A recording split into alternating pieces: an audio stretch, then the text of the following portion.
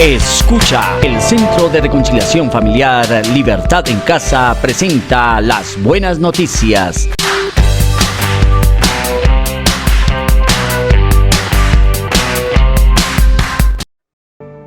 Pero sabemos que todo lo que dice la ley de la religión se lo dice a los que están bajo la ley, para que todos callen y caigan bajo el juicio de Dios, ya que nadie será justificado delante de Dios por hacer las cosas que la ley exige, pues la ley sirve para reconocer el pecado. Pero ahora, aparte de la ley, se ha manifestado la justicia de Dios, y de ello dan testimonio la misma ley y los profetas.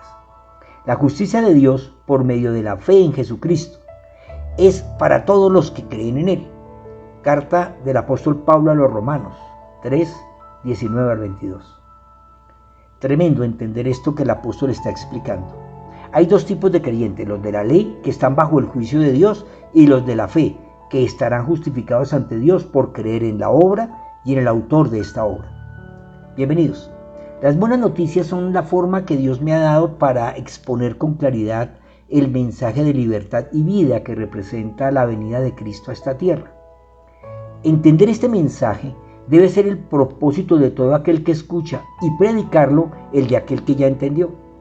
Pero predicarlo no con palabras vacías y obras religiosas, sino con la misma manera de vivir, resultado de la gracia transformadora. Que Dios nos ayude a vivir según esta fe y a ser consistentes con el discurso. Esta distinción que Pablo hace entre el religioso, que basa su vida en el cumplimiento de leyes, ritos y normas establecidas por una doctrina que, como la ley de Moisés, pretende mediar entre el hombre y Dios, donde unos cumplen con la ley y entonces Dios cumple con sus promesas. Estas personas hacen de su religión un arma condenatoria que busca destruir a todo aquel que no obedece de la misma forma, al extremo de ser fanático de sus obras. Y los que han escuchado el mensaje y han recibido la transformación del corazón por medio de la gracia redentora, que entienden la ley y la obedecen sin la ritualidad religiosa que pervierte el espíritu y mata el alma. Esta transformación opera radicalmente en la manera de vivir de la persona que la recibe. Esta distinción de Pablo puede ser profundamente esclarecedora para mostrar cómo la ley mosaica y la gracia en Cristo revelan un compromiso transformador, no una obsesión destructiva. Lo que el apóstol señala es que hay fanáticos que condenan a todo aquel que no entra dentro de su controladora ley, mientras que otros son radicales que viven según su fe y no les importa la ley, pues son ley para sí mismos. El libro de los Hechos de los Apóstoles nos muestra un vivo ejemplo de lo que representa ser fanático defensor de una doctrina o una ley religiosa. Saulo estuvo de acuerdo con la muerte de Esteban, narra Lucas en este pasaje, y ese día se desató una gran persecución contra la iglesia que estaba en Jerusalén, y muchos se dispersaron por las tierras de Judea y de Samaria, menos los apóstoles. Y mientras que unos hombres piadosos levantaron a Esteban y lo enterraron y lloraron mucho, Saulo hacía destrozos en la iglesia, entraba a las casas y arrastraba a hombres y mujeres y los llevaba a la cárcel. Hechos 8, del 1 al 3.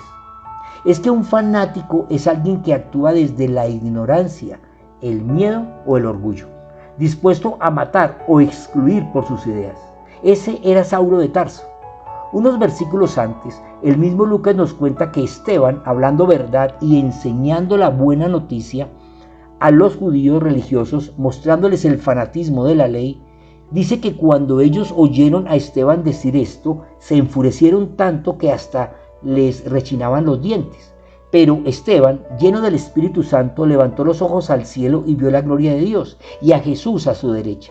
Dijo entonces: veo los cielos abiertos y que el Hijo del Hombre está a la derecha de Dios. Pero ellos, lanzando un fuerte grito, se taparon los oídos y arremetieron contra Esteban, y lo sacaron de la ciudad y lo apedrearon. Los testigos falsos pusieron sus ropas a los pies de un joven llamado Saulo. Y mientras lo apedreaban, Esteban rogaba: Señor Jesús, recibe mi espíritu. Luego cayó de rodillas y clamó con fuerte voz: Señor, no les tomes en cuenta este pecado. Dicho esto, murió. Hechos 7, 54 al 60. Este es el ejemplo de un radical, alguien que vive con compromiso total hacia Dios, dispuesto a morir por sus convicciones, pero sin imponerlas por la fuerza. La historia está llena de Saulos y de Estebanes, unos fanáticos capaces de matar por defender sus ideas, tradiciones y leyes, y otros capaces de morir por lo que creen. Defienden sus convicciones, pero dejan que los demás lleguen a sus propias conclusiones.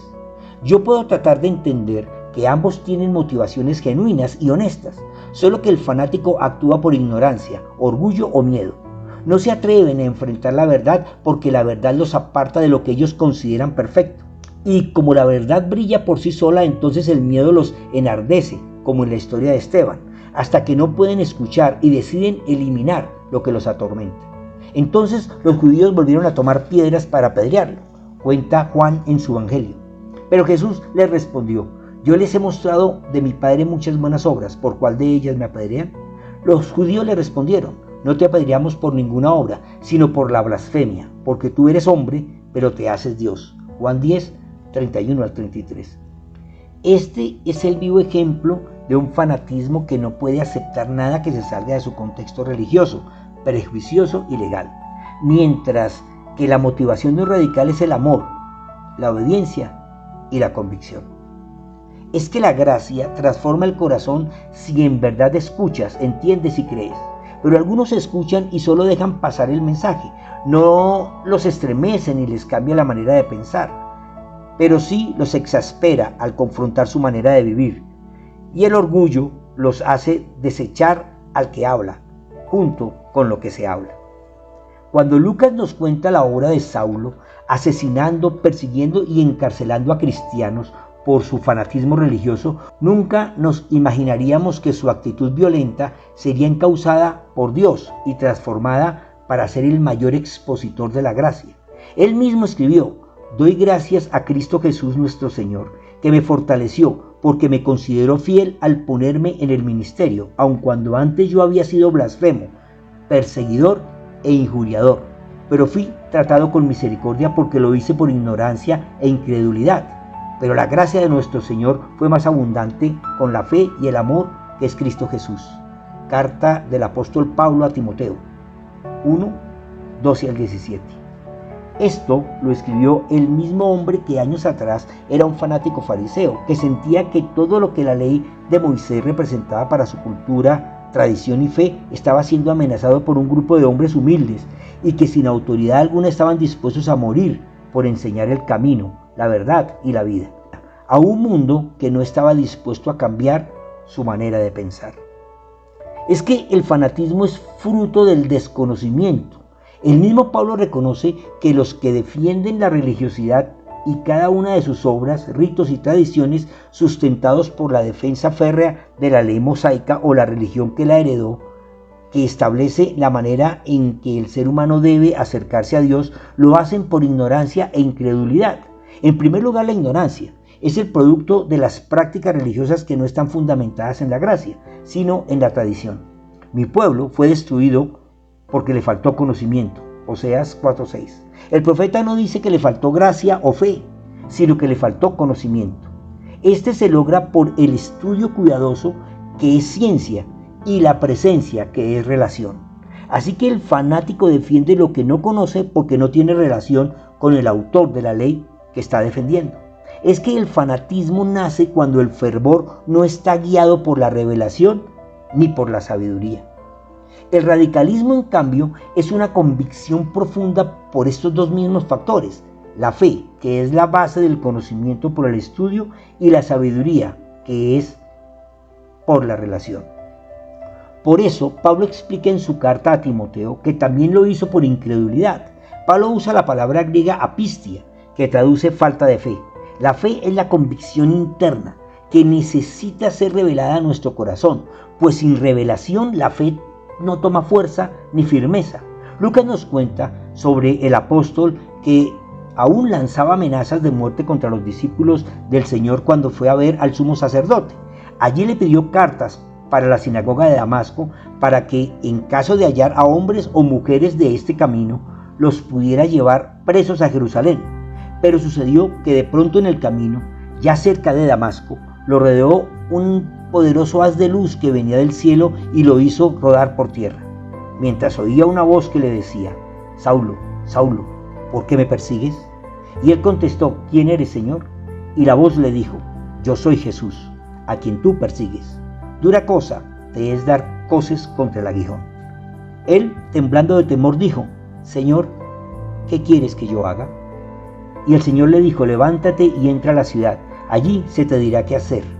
Hechos 9, del 1 al 9. Esa es la verdadera conversión producida por un encuentro real y verdadero con el autor de la vida, donde no valen ni los ritos, ni la ley, ni las obras, ni los discursos, ni la política, ni el poder. Un encuentro íntimo y personal que revela lo frágiles e inútiles que somos y lo insuficiente del celo religioso. Un encuentro que radicalmente transforma nuestra manera de pensar y de vivir. Es que nadie puede decirme el sabor de la mandarina que me estoy comiendo mientras escribo estas buenas noticias. Solo yo sé a qué sabe. Asimismo, la relación con Dios es íntima, única y específica y especial. No hay reglas, no hay ritos, no hay leyes, solo un encuentro personal que dispone tu corazón para escuchar con hambre de conocimiento, para entender con ansia de transformación y para creer con deseo de aplicación. Señor, ¿qué quieres que yo haga? Es la pregunta más humilde que transforma a un fanático fariseo orgulloso, ignorante e incrédulo en un radical capaz de escribir: yo sé, por la oración de ustedes y con el apoyo del Espíritu de Jesucristo, esto redundará en mi liberación conforme a mi anhelo y esperanza de que en nada seré avergonzado, sino que con toda confianza y como siempre, también ahora Cristo será magnificado en mi cuerpo, ya sea por vida o por muerte.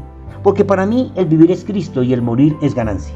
Pero si el vivir en la carne resulta para mí en beneficio de la obra, no sé entonces qué escoger.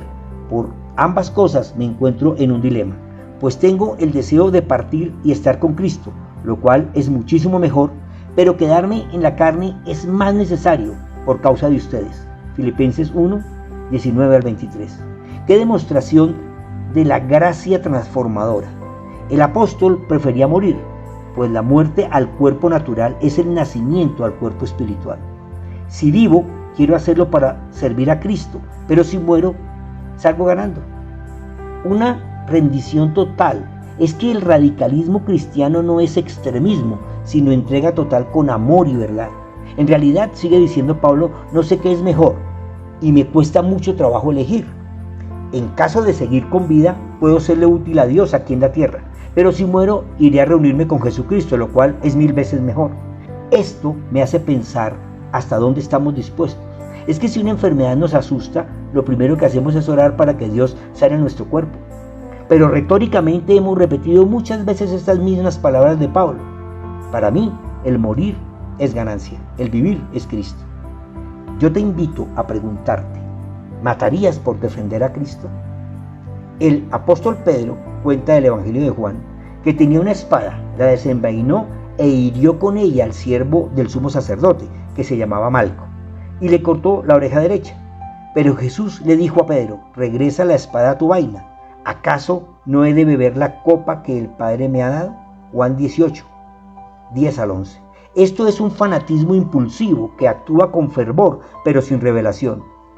No, Jesús no nos llamó a defenderlo, ni a defender el reino de los cielos. Él nos llamó a servir y a amar incluso a nuestros enemigos, a orar por ellos, a hacerles el bien, y si es necesario morir, como todos los que iban a los leones del circo romano, o a la cruz como Pedro, o a la guillotina como Pablo, porque el morir es ganancia. Juan cuenta en su evangelio sobre una mujer adúltera que los fariseos la llevaron a Jesús para aplicar la ley. Juan 8, 3 al 11.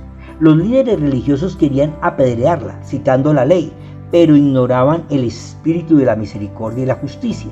Jesús revela su ignorancia al decir: el que de vosotros esté sin pecado, sea el primero en arrojar la piedra. Este es un fanatismo legalista. Usan la ley como arma, no como guía hacia la redención, pues la ley sin gracia es muerte. La historia de Pablo, su persecución a la iglesia antes de su encuentro y conversión, muestra un fanatismo doctrinal. El celo sin revelación lo llevó a atacar a los redimidos. Es que la doctrina no está por encima del amor. Los evangelios narran cómo los fariseos buscaron la manera de atrapar a Jesús en cosas contrarias a la ley para condenarlo. Buscan testigos falsos para no perder su influencia. Caifás dice: conviene que un solo hombre muera por el pueblo, Juan 11:50, racionalizando el asesinato. Este es un fanatismo político religioso. Sacrifican la verdad por mantener el sistema. También en el día de la crucifixión: crucifícale, gritaba el pueblo, incitado por los líderes religiosos. Pilato reconoce su inocencia, pero cede ante la presión fanática. Esto es un fanatismo emocional. La masa actúa sin discernimiento, guiada por líderes ciegos. Hoy vivimos el mismo fanatismo y decimos profesar la fe y disfrutar la gracia, pero mostramos el fanatismo impulsivo de Pedro, el legalista de los fariseos, el doctrinal de Saulo, el político religioso del Sanedrín, el emocional de las masas ciegas guiadas por líderes ciegos. El fanatismo en el nuevo pacto no es simplemente exceso de fervor, sino ignorancia del carácter de Dios y desconexión con el propósito redentor. Jesús, quien como radical del reino confronta el fanatismo, lo hace con verdad, gracia y discernimiento. Maranata. Comparte. Alguien que conoces necesita escuchar. Las buenas noticias son una producción de la Fundación Centro de Reconciliación Familiar Libertad en Casa. Síguenos en Facebook, YouTube e Instagram. Libertad en Casa, conquistando la tierra con la cultura del cielo.